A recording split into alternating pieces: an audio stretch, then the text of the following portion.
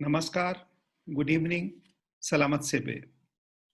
On behalf of Swami Vivekanand Cultural Center, Embassy of India, Nur Sultan, Kazakhstan, and on my personal behalf, I welcome you to this online platform where we are meeting to pay our homage to a great son of India. Rabindranath Tagore, or Gurudev, as he was fondly called, was a poet, a writer, music composer, and a painter who departed this world 79 years ago on this day in 1941. A recipient of Nobel Prize in Literature for his immortal work, Gitanjali, Gurudev Tagore also founded the famous educational institution Vishwa Bharati so as to promote Indian way of learning as against the Western education system of teaching and tutoring. Today, Vishwa Bharati, also known as Shantiniketan, is one of the leading universities of India. In Kazakhstan, Rabindranath Tagore has always been revered as a great intellectual. In 2009, a bronze bust of Tagore was installed in Ust-Kamenogorsk city in East Kazakhstan region, and this morning, floral tributes were paid to him by the local residents led by Ms. Shwakhina Tatiana Evgenia and Ms. Drozdova Elena Alexandrovna. We are thankful to them. This evening, we pay our tribute to the memory of Tagore through a musical recital by some of the leading names in Rabindra Sangeet. These are Debashish Majumdar, Ratna Mitra, Indrani Moitra, Rashri Bhattacharya, and Aniruddha Singha. Debashish Majumdar is a leading playwright and a theatre personality who has won numerous prestigious awards for his contribution to Indian theatre. He has been performing and promoting the Rabindra Sangeet for over 4 decades. Ratna Mitra is an eminent elocutionist, program designer, researcher, and scriptwriter. Being a media person, she is distinguished for her unique conceptual programs in radio, television, as well as on a stage in India and abroad for last 3 decades. Indrani Moitra is the daughter of eminent musician Kamlesh Moitra and is a disciple of legendary dancer Uday Shankar. She is an eminent danseuse and a stage actor. Dr. Rashri Bhattacharya is a leading exponent of Tagore songs and a leading article writer on Tagore. She works as an associate professor at the Calcutta University and heads the Rabindra Sangeet department. Aniruddha Singha has been performing Tagore songs for over 3 decades in India and abroad. He is a regular artist in All India Radio, Doordarshan, and other electronic media. So friends, without much ado, let us now enjoy the musical recital. Thank you.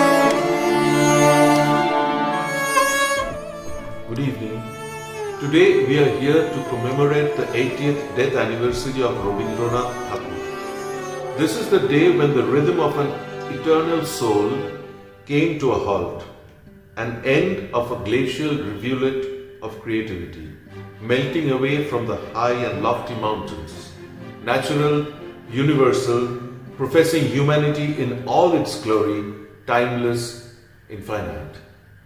This journey of the eternal creative soul started at a very tender age of 7, trickling and dancing down the steep slopes like a newborn river, gradually gaining momentum and vigor, ultimately reaching the plainland of Delhi course and essence of humanity. On its way, several tributaries have gleefully merged with the main flow of poetry. Music, a marriage of verse and tune, play, short story, novel, essays, and finally painting. Idea of education and its implementation to establish Vishwabharati, freedom from colonialism, idea of a free man with the faculty to think freely, social restructuring for the development of the backward agrarian sector of India by setting up Sriniketan, a world without hatred and greed, and propagation of truth. One is amazed by the sheer quantum of these spheres of work and is awestruck by the qualitative magnificence of them. Bengali as a language has grown from a toddler to a vibrant, robust youth by virtue of Tagore's literary genius, traveling unbounded and reaching out to the world. Play, short stories and novel with the modern approach and construct has been the renaissance of Indian culture. Rabindra Sangeet, the songs of Tagore, has firmly established itself amongst the classical legendary composers of the globe and has attained the status of Gandharva. The 3,500 plus paintings transcended geographical barriers and are now regarded as timeless harvest. We all know that he was born in the colonial era in a country stripped of her independence. With his immense will and enterprise, Tagore could break the shackles and project himself as a global citizen, propagating the idea of a complete man, a creator trotting the endless path to eternity. Tagore reached Russia in 1930. He wrote that his pilgrimage of life would have remained incomplete had he not visited Russia. He was deeply impressed by the courage of the Russian populace and felt the vibes of a poignant humanity. Remembering Tagore at that very place deeply moves us with reverence and gratitude. As humble workers of art and culture from Kolkata, the birthplace of Rabindranath Tagore, in West Bengal, India, we are overwhelmed by the opportunity to place before you a garland strewn by flowers of Tagore's creation, who at the age of 7 wrote his first poem on a flower. Let the fragrance of that flower from the east engulf your domain. আমি তোমার সঙ্গে বেঁধেছি আমার প্রাণ সুরের বাঁধনে তুমি জানো না আমি তোমারে পেয়েছি অজানা সাধনে আমি তোমার সঙ্গে বেঁধেছি আমার প্রাণ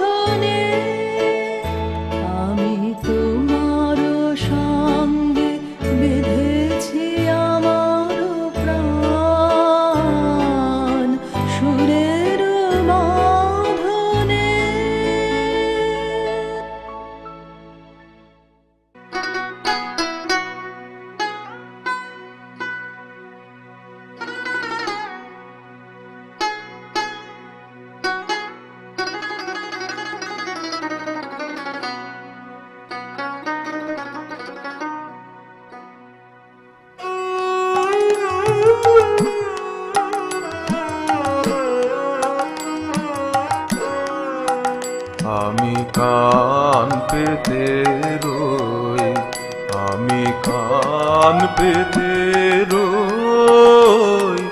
ও আমার আপন হৃদয় গহন দ্বারে বারে বারে কান পেতে রই।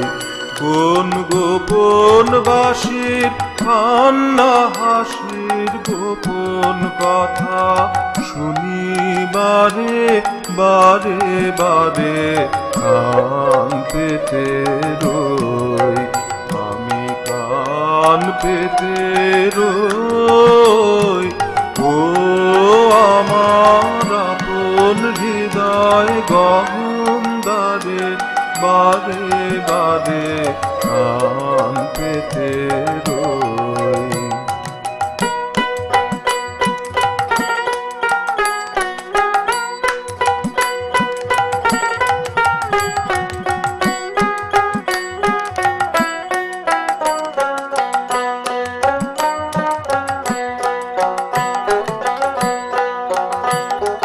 ভ্রমর সেথা হয় বিবাগী নিভৃত নীল পদ্ম লাগি রে। ভ্রমর সেথা হয় বিবাগী নিভৃত নীল পদ্ম লাগি রে। কোন রাতের পাখি গায় একাকী, রাতের পাখি গায় একাকী সঙ্গী বিহীন অন্ধকারে বারে বারে কান পেতে রই, আমি কান পেতে রই। ও আমার আপন হৃদয় গহন দ্বারে বারে বারে কান পেতে রই।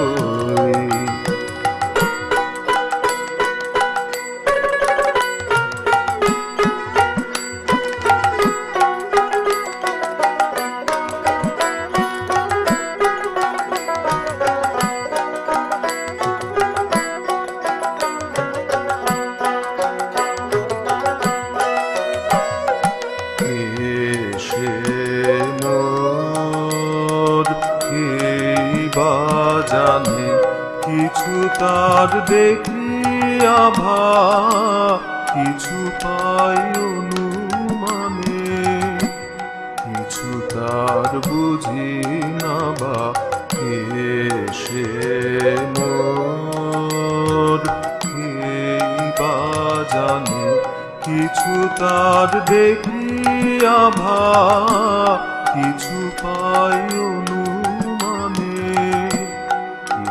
তার বুঝি না বা মাঝে মাঝে তার বারতা আমার ভাষায় পায় কি কথা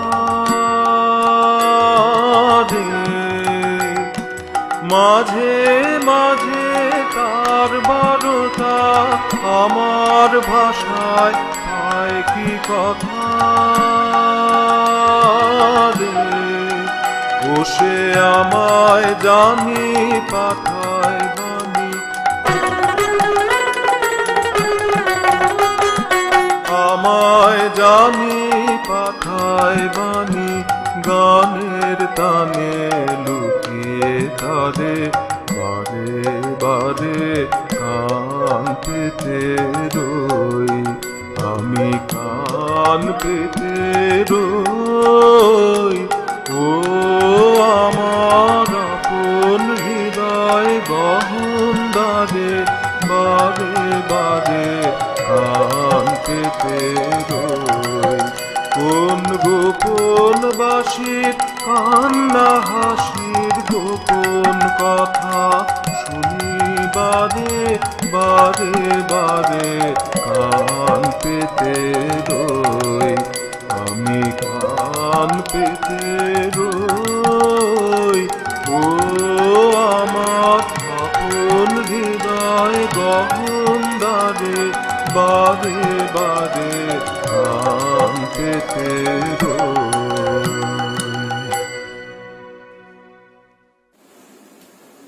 In 1940, the world witnessed unprecedented devastation. Tagore was shattered by this act of violence and brutality. On the occasion of his birthday in 1941, he wrote, "The crisis in civilization, which till date remains a bold statement for humanity." At that time, he was in his favorite abode of peace, Shantiniketan. Gradual deterioration of health due to his ripe age and ailment could not hinder the incessant flow of his creativity. He even protested against the vile words of a British lady humiliating India. Tagore's health worsened. On the advice of his physician, he reluctantly left Shantiniketan and reached his ancestral mansion of Jorasaho, Kolkata, on 25th July 1941. On 27th July, he wrote a poem, unable to pen it himself but dictated it. কবিগুরুর লেখা একটি চিঠি। এই চিঠি তিনি লিখেছিলেন কবি অমিয় চক্রবর্তীকে। অমিয় চক্রবর্তী তখন 16-17 বছরের কিশোর। তিনি তার দাদাকে হারিয়েছেন। শোকে মুহ্যমান অমিয় রবীন্দ্রনাথকে চিঠি লিখলেন মনের কথা বলে। সেই চিঠির উত্তর এই চিঠিটি। কল্যাণী এসু, তোমার চিঠিখানি পেয়ে মনে খুব বেদনা বোধ করছি। তার কারণ, এক সময় যখন আমার বয়স তোমারই মতো ছিল, তখন আমি যে নিদারুণ শোক পেয়েছিলুম, সে ঠিক তোমারই মতো। আমার যে পরমাত্মীয় আত্মহত্যা করে মরেন, শিশুকাল থেকে আমার জীবনের পূর্ণ নির্ভর ছিলেন তিনি। তাই তাঁর আকস্মিক মৃত্যুতে আমার পায়ের নিচে থেকে যেন পৃথিবী সরে গেল, আমার আকাশ থেকে আলো নিভে গেল, আমার জগৎ শূন্য হল, আমার জীবনের স্বাদ চলে গেল। সেই শূন্যতার কুহক কোনোদিন ঘুচবে এমন কথা আমি মনে করতে পারিনি। কিন্তু তারপরে সেই প্রচণ্ড বেদনা থেকেই আমার জীবন মুক্তির ক্ষেত্রে প্রথম প্রবেশ লাভ করলে আমি ক্রমে বুঝতে পারলুম, জীবনকে মৃত্যুর জানলার ভিতর থেকে না দেখলে তাকে সত্যরূপে দেখা যায় না। মৃত্যুর আকাশে জীবনের যে বিরাট মুক্ত রূপ প্রকাশ পায়, প্রথমে তা বড় দুঃসহ, কিন্তু তারপরে তার ঔদার্য মনকে আনন্দ দিতে থাকে। তখন ব্যক্তিগত জীবনের সুখ দুঃখ অনন্ত সৃষ্টির ক্ষেত্রে হালকা হয়ে দেখা দেয়।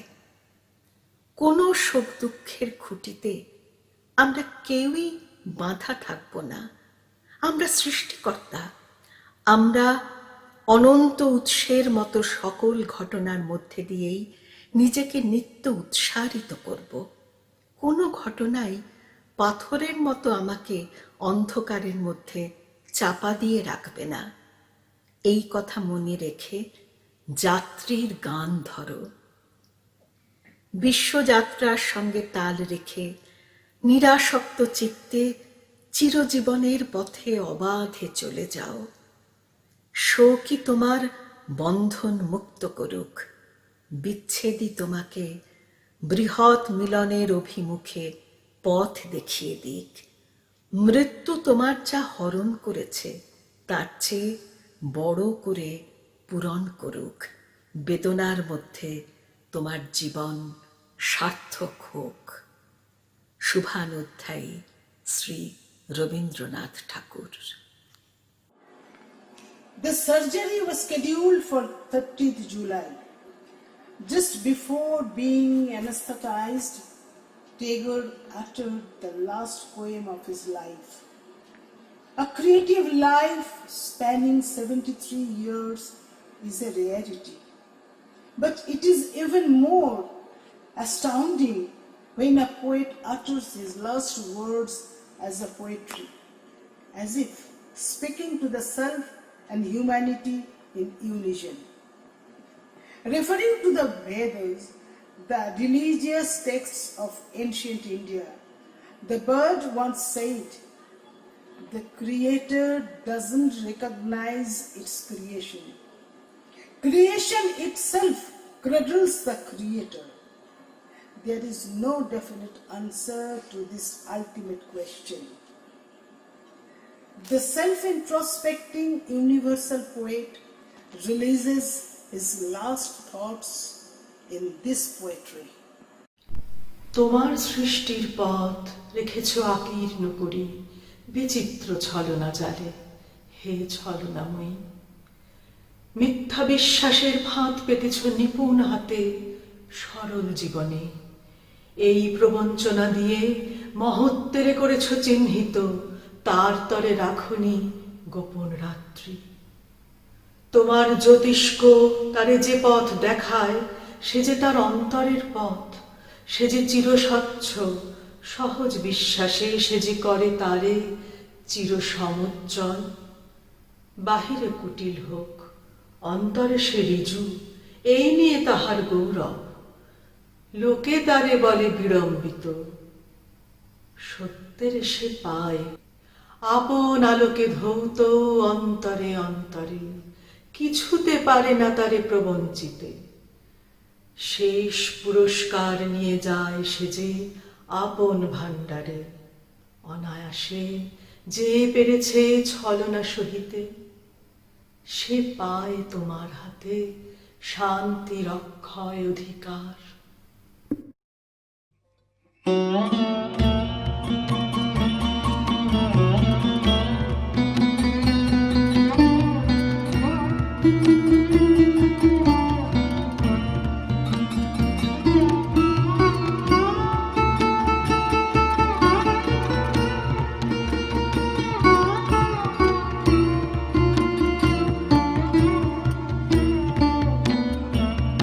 কার মিলন চাও বিরোহী, কার মিলন চাও বিরোহী, তাহারে কোথা খুঁজিছ ভব অরণ্যে কুটিল জটিল গহনে, শান্তি সুখহীন ওরে মন, কার মিলন চাও বিরোহী, কার মিলন চাও বিরোহী, তাহারে কোথা খুঁজেছ ভব অরণ্যে কুটিল জটিল গহনে, শান্তি সুখহীন ওরে মন, কার মিলন চাও বিরোহী, কার মিলন চাও বিরোহী।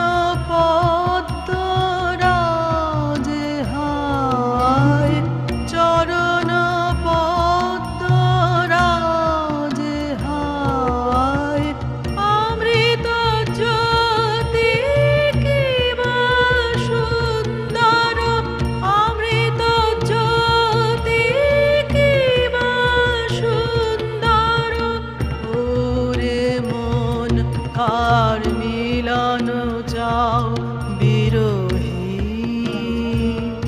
কার মিলন চাও বিরোহী,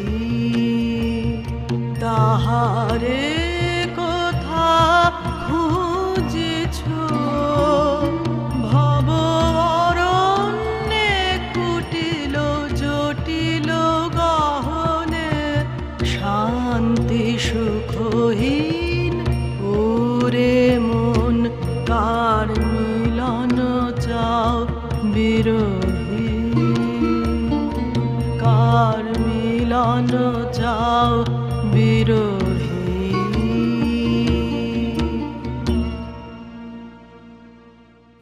ওগো আমার এই জীবনের শেষ পরিপূর্ণতা, মরণ, আমার মরণ, তুমি কও আমারে কথা। সারা জনম তোমার লাগি প্রতিদিন যে আছি জাগি, তোমার তরে বহে বেড়াই দুঃখ সুখের ব্যথা। মরণ, আমার মরণ, তুমি কও আমারে কথা। যা পেয়েছি, যা হয়েছি, যা কিছু মোর আশা, না জেনে ধায় তোমার পানে সকল ভালোবাসা।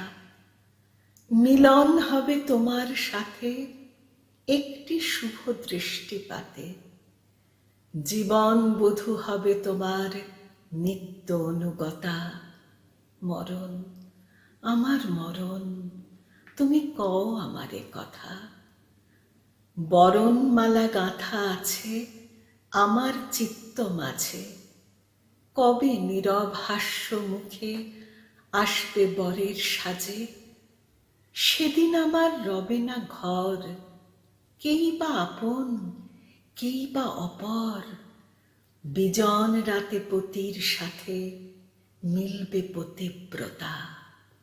মরণ, আমার মরণ, তুমি কও আমারে কথা।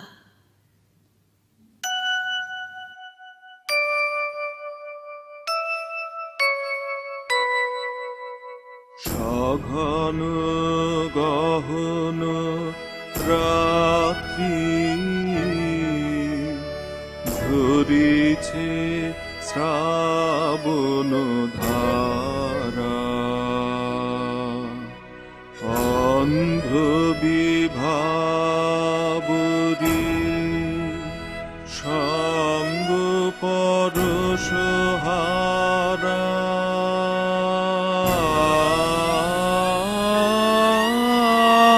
সঘন গহন রাত্রি ধরিছে শ্রাবণ ধারা।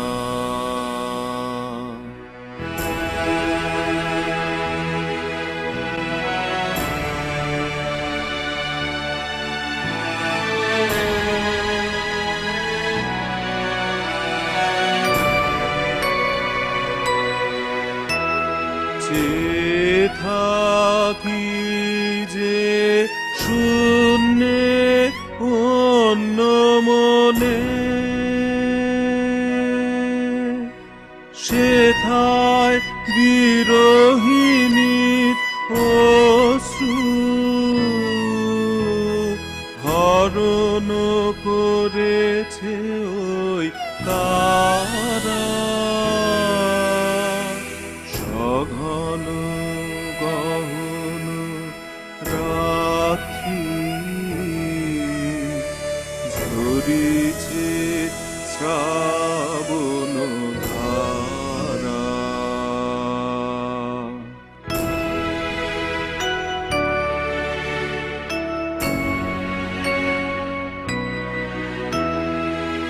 অশত পল্লবে বৃষ্টি ঝরিয়া মর্মর শব্দে নিশীথের অনিদ্রা দেয় যে ভরিয়া।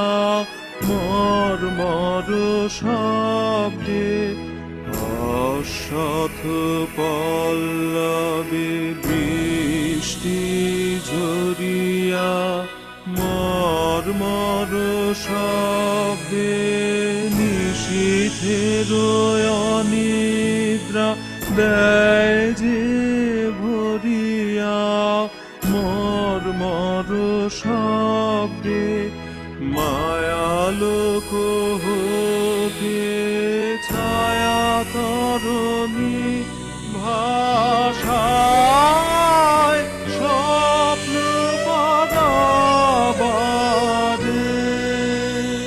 মায়ালোক হতে ছায়া তরণী ভাষায় স্বপ্ন পদাবাদে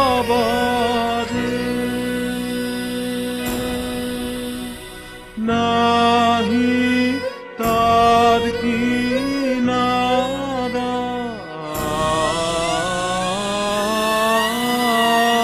সঘন গহন রাত্রি ঝরিছে শ্রাবণ ধারা অন্ধ বিভাবরী সঙ্গ পরশহারা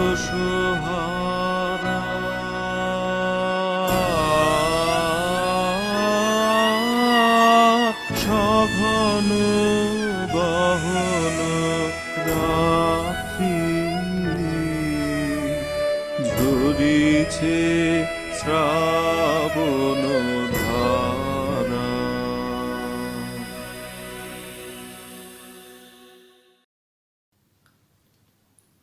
ওরা এসে আমাকে বলে, কবি, মৃত্যুর কথা শুনতে চাই তোমার মুখে। আমি বলি, মৃত্যু যে আমার অন্তরঙ্গ, জড়িয়ে আছে আমার দেহের সকল তন্তু, তার ছন্দ আমার হৃৎস্পন্দনে, আমার রক্তে তার আনন্দের প্রবাহ। বলছে সে, চলো চলো চলো বোঝা ফেলতে ফেলতে, চলো মরতে মরতে, নিমেষে নিমেষে, আমারই টানে আমারই বেগে। বলছে, চুপ করে বসো যদি, যা কিছু আছে সমস্তকে আঁকড়িয়ে ধরে, তবে দেখবে তোমার জগতে ফুল গেল বাসি হয়ে, পাঁক দেখা দিল শুকনো নদীতে, ম্লান হলো তোমার তারার আলো। বলছে, থেমো না থেমো না, পিছনে ফিরে তাকিও না, পেরিয়ে যাও পুরনোকে, জীর্ণকে, ক্লান্তকে, অচলকে। আমি মৃত্যু রাখাল, সৃষ্টিকে চড়িয়ে চড়িয়ে নিয়ে চলেছি যুগ হতে যুগান্তরে, নব নব চারণ ক্ষেত্রে। আমি যে বেসেছি ভালো এই জগতেরে, পাকে পাকে ফেরে ফেরে আমার জীবন দিয়ে জড়ায়েছি এরে। প্রভাত সন্ধ্যার আলো অন্ধকার মোর চেতনায় গেছে ভেসে, অবশেষে এক হয়ে গেছে আজ আমার জীবন আর আমার ভুবন। ভালোবাসি আছে এই জগতের আলো, জীবনের তাই বাসি ভালো। তবুও মরিতে হবে, এও সত্য জানি, মোর বাণী একদিন এ বাতাসে ফুটিবে না, মোর আঁখি এ আলোকে লুটিবে না, মোর হিয়া ছুটিবে না অরুণের উদ্দীপ্ত আহ্বানে। মোর কানে কানে রজনী কবে না তার রহস্য বারতা, শেষ করে যেতে হবে শেষ দৃষ্টি, মোর শেষ কথা। এমন একান্ত করে যাওয়া, এও সত্য যত, এমন একান্ত ছেড়ে যাওয়া, সেও সেই মতো। এ দুইয়ের মাঝে তবু কোনোখানে আছে কোনো মিল, নহিলে নিখিল এত বড় নিদারুণ প্রবঞ্চনা হাসি মুখে এতকাল কিছুতে বহিতে পারিত না, সব তার আলো কিটে কাটা পুষ্প সম এতদিনে হয়ে যেত কালো। 1961. Tagore's birth centenary was being celebrated in Russia. Distinguished writers paid their tribute, saying, Tagore is especially dear, close, and understandable to all mankind because he was the consistent and irreconcilable opponent of all aggression and war, violence and exploitation.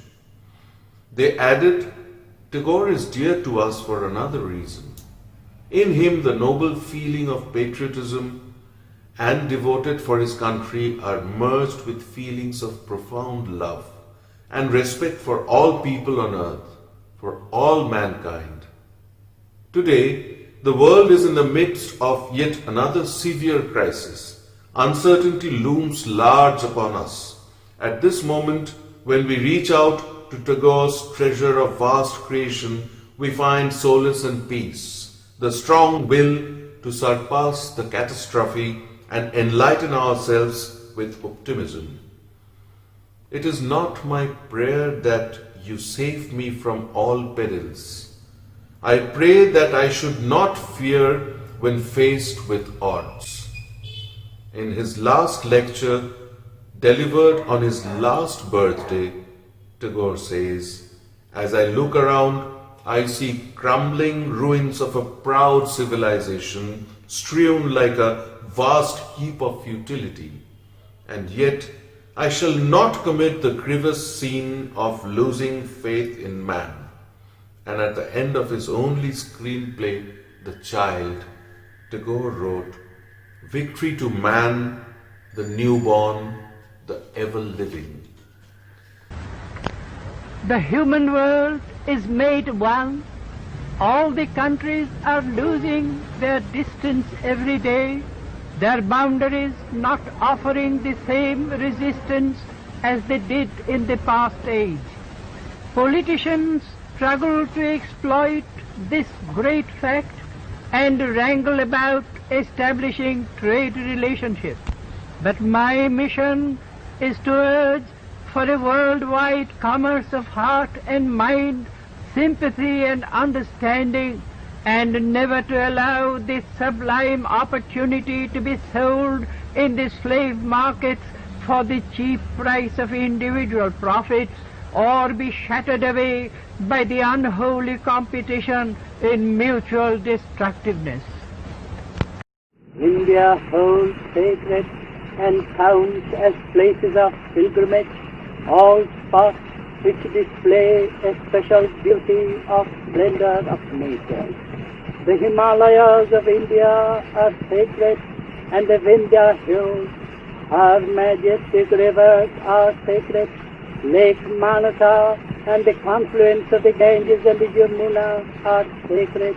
India has saturated with her voice and worship the great nature with which her children are surrounded, whose light fills their eyes with gladness, and whose water cleanses them, whose food gives them life, and from whose majestic mystery come forth constant declaration of the infinite in music, scent, and color, bringing awakening to their souls. India gains the world through worship, through communion of souls. The idea of freedom to which India aspired was based upon realization of spiritual unity. It is India's duty to be loyal to this great truth and never allow it to be extinguished by the storm of passion sweeping over the present day world. That is why we must be careful today to try to find out the principles by means of which India will be able for certain to realize herself. That principle is neither commercialism nor nationalism. It is not merely self-determination, but self-conquest and self-dedication. the voice of this truth was heard in India's forests of old, above the din of race conflict. It was declared in the Upanishad and expounded in the Gita. Lord Buddha renounced the world that he might make this truth the household word for all mankind. Kabir, Nanak, and other great spirits of India continued to proclaim its message. India's grand achievement, which is still stored deep within her heart, is waiting to unite within itself Hindu, Muslim, Buddhist, and Christian, not by force, not by the apathy of resignation, but in the harmony of active cooperation. Ananda Devaka Vimani Bhuta Nijayante Anandena Jata Nidivanti Anandam Samprayam Yadhisam Visam. The young poet of 26 had earlier reached out to humanity with the simple yet intense words, Tobu mone rekho. Oh, remember me. If I ever fade away to a distant land, remember me. If thy flame of love is shadowed by a tapestry of newer order, I plead thee, remember me. তবু মনে রেখো ও তবু মনে রেখো যদি দূরে যাই চলে তবু মনে রেখো যদি পুরাতন প্রেম ঢাকা পড়ে যায় নব প্রেম জালে মনে রেখো ও তবু মনে রেখো যদি থাকি কাছাকাছি দেখিতে না পাও ছায়ার মতো আছি না আছি মনে রেখো ও তবু মনে রেখো যদি জল আসে আখি পা